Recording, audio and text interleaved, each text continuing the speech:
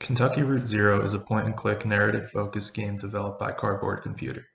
The game was released in 5 acts over the course of 7 years starting in 2013 and concluding in 2020. The story follows a man named Conway on his final delivery for a small antique shop going out of business.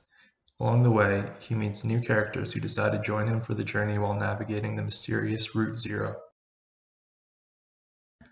To start, you can't talk about this game without talking about the art style. Kentucky Route Zero uses a low polygon art style that looks fantastic and sets a great tone for the story.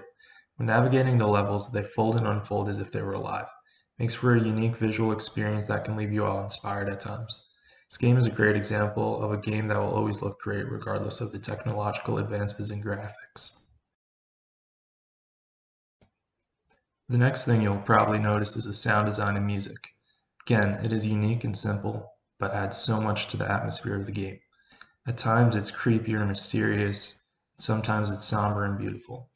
The soundtrack is so good that I still come back to listen to these songs years after first hearing them. It's important to note that this game isn't going to be everyone's cup of tea. There isn't much in the form of gameplay. It's simply pointing and clicking as well as choosing different text options during conversations. I'm not even sure that you would consider this a game.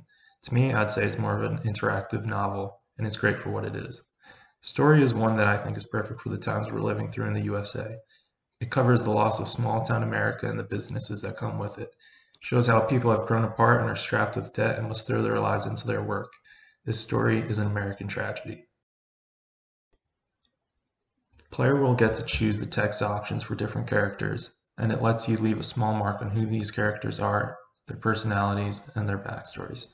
I think it's an interesting way to have text options instead of the usual bad versus good choices we see in bigger game productions.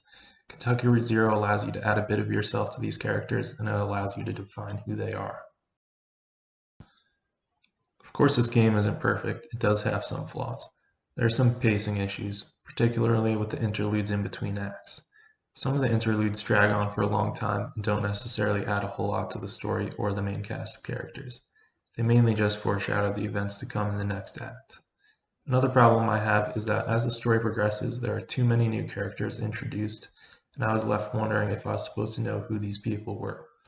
Act 5 felt like it focused too much on the characters that were in the interludes. It didn't give enough focus to the main characters that we had been following through the whole story. To conclude, Kentucky Route Zero is an interactive narrative game that focuses on several characters as they navigate the odd and mysterious Route Zero. It has a great art style and sound design. The story is interesting, and the main cast of characters and their backstories and interactions are what makes this game great. It does have some pacing issues, and it does suffer from the introduction of too many new characters in the latter part of the game. Overall, I'd say that this is a one-of-a-kind experience that is worth playing for anyone that enjoys interactive narrative games or enjoys weird and mysterious stories like those made by someone like David Lynch. If you play Kentucky Route Zero, let me know down in the comments what you thought of it. Thanks for watching.